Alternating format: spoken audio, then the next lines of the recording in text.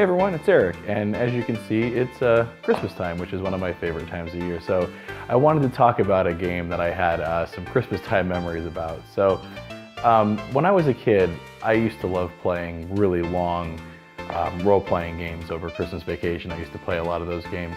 And one year in particular, I think I was 13 years old, I got a gift card to Kmart for like 25 bucks.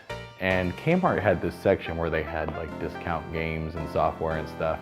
And so when I went to Kmart after Christmas, like during Christmas vacation, that was the first place I ran over to. And I noticed two games that were published by Sierra, and I've always loved Sierra games. I already knew that I loved King's Quest games.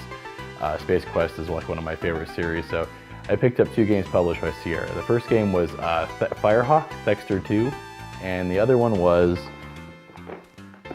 Sorcerian for the PC.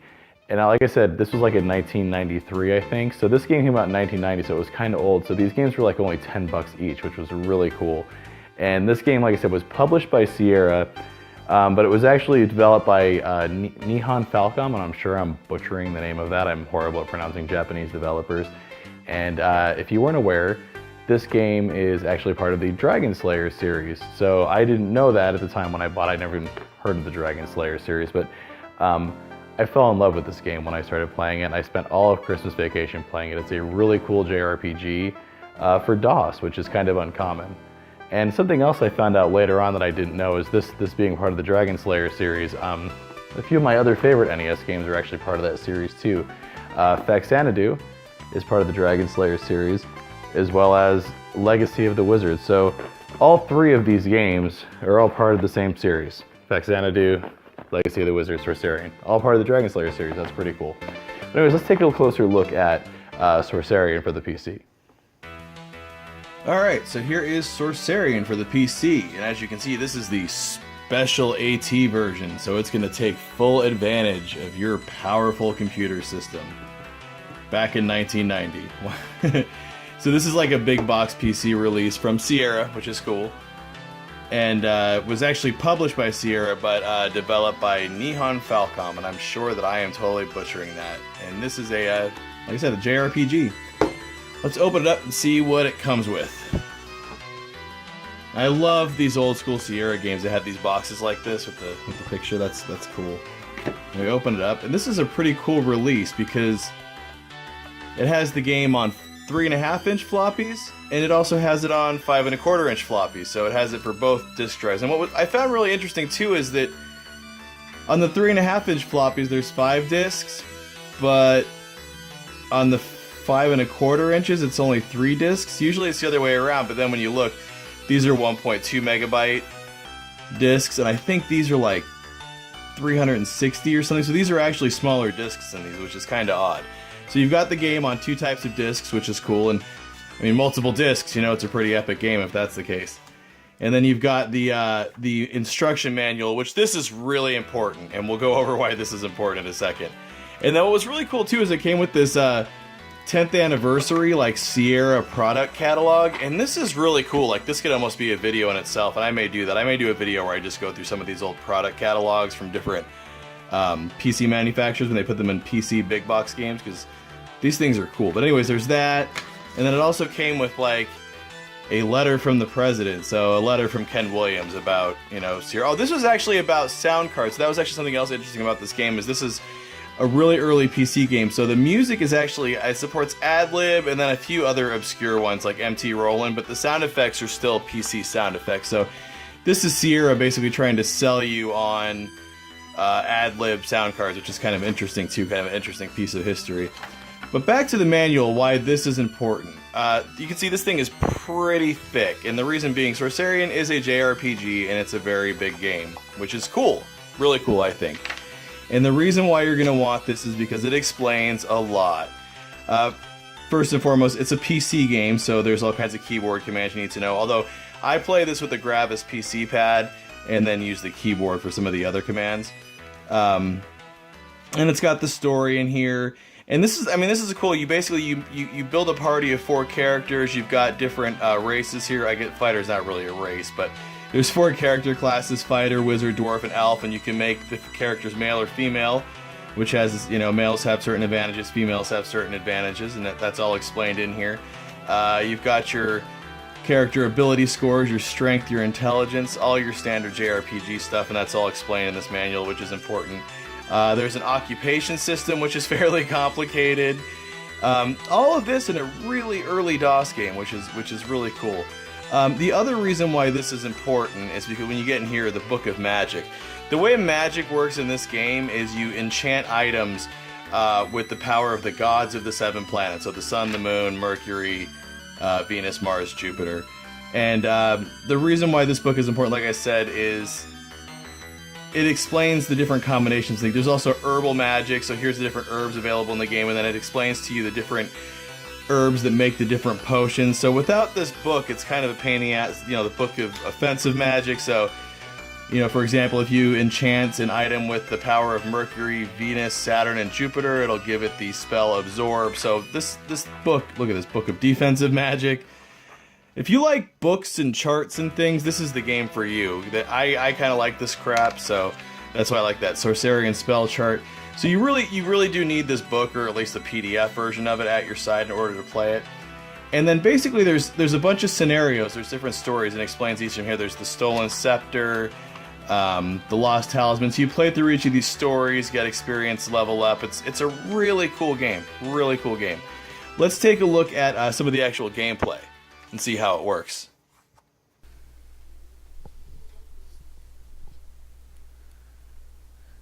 That's cool to see the Sierra and Falcom logos together.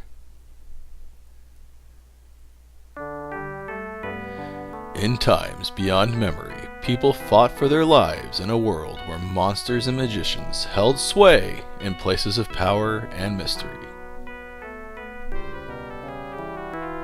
In those days, heroic adventurers went forth on perilous journeys to prove their courage against their foes in battles to the death. They were called Sorcerian, whatever the hell that means. I always thought the name of this game was weird. Digging that ad-lib music though. This was kind of an exciting time in PC gaming. Things were finally catching up to the consoles, especially in the music department.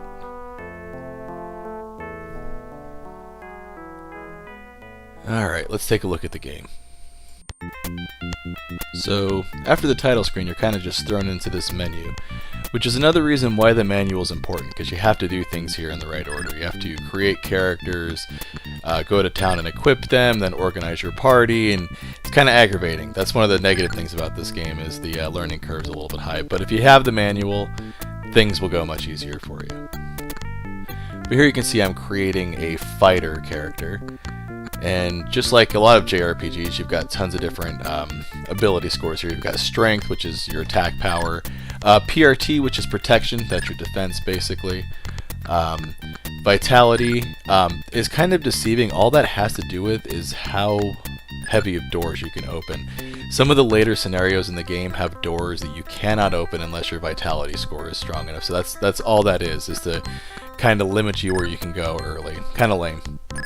There's KRM, that's karma, and that is really just important for when you go to the church or somewhere to have your character resurrected. The higher the karma score is, the more successful that would be.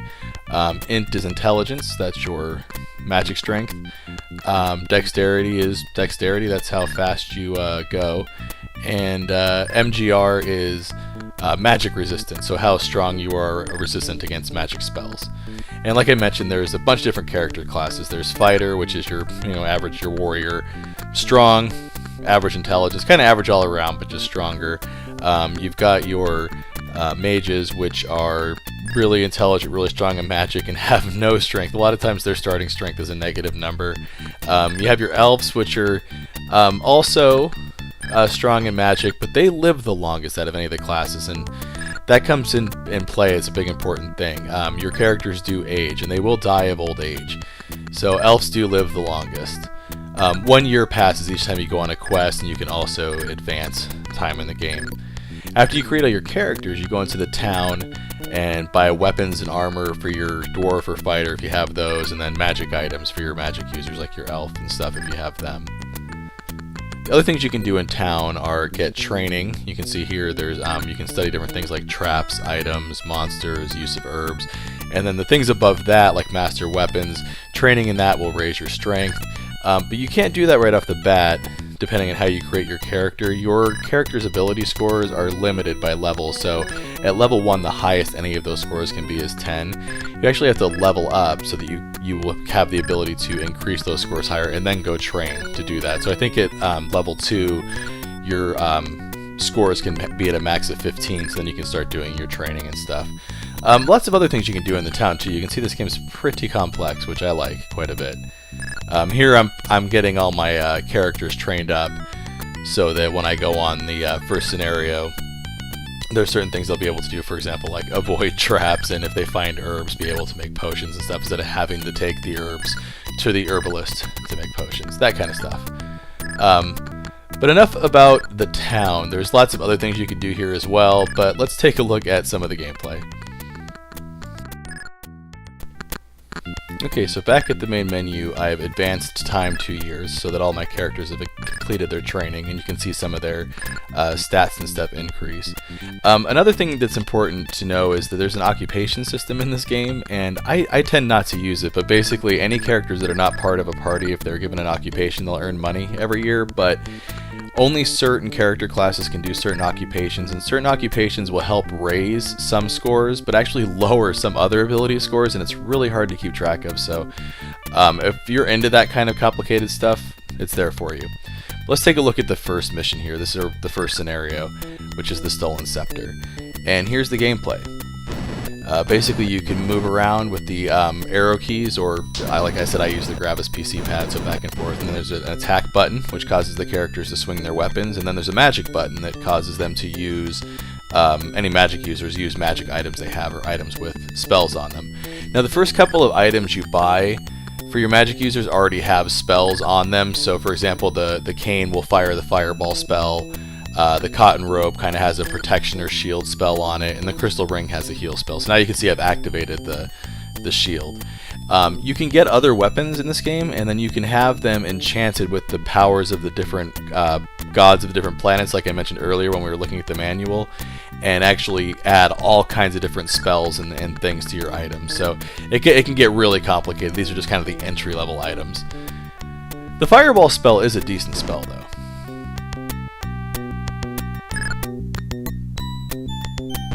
Lots of puzzle solving in this game, grabbing keys, finding hidden items to stick in things to get through locked doors, or find, traps to avoid, all kinds of different things in this game. It's really it's a good mix of RPG and then side-scrolling action. I enjoy it a lot. And like I said earlier, I dig that ad-lib music.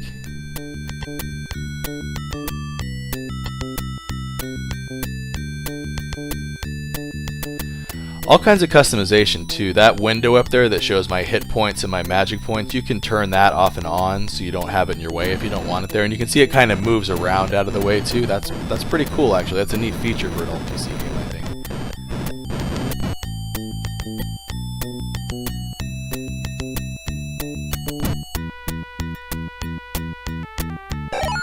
All kinds of hidden things to find, like this crystal, which you need to solve one of the puzzles in this mission to get a door open. Now this has a mechanic similar to East too, where after you're damaged, if you stand still, your hit points will start recharging. If you have an item that's enhanced with some sort of heal spell, it will speed that up, which is pretty cool.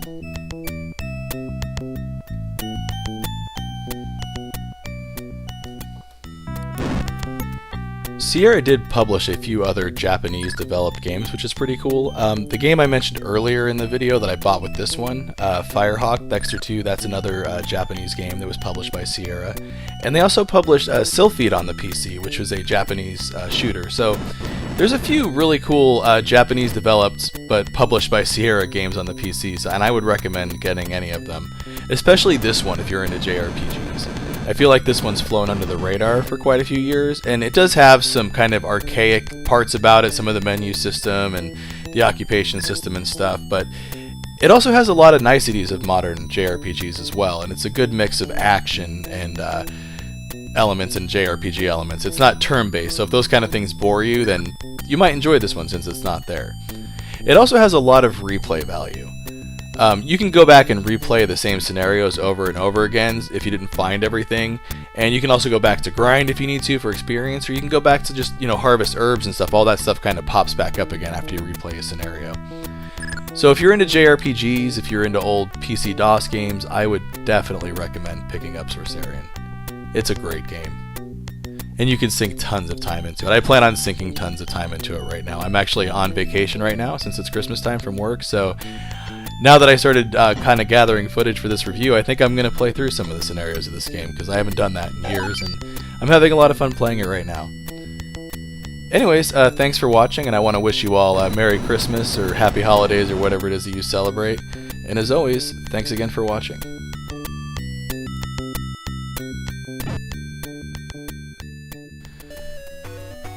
Hey, thanks again for checking out my review of this really awesome JRPG old school PC DOS game. If you got a few minutes, why don't you check out one of these other videos? And also, if you like what you saw, don't forget to hit those like and subscribe buttons, and also check us out on the social media links down below. And as always, thanks again for watching.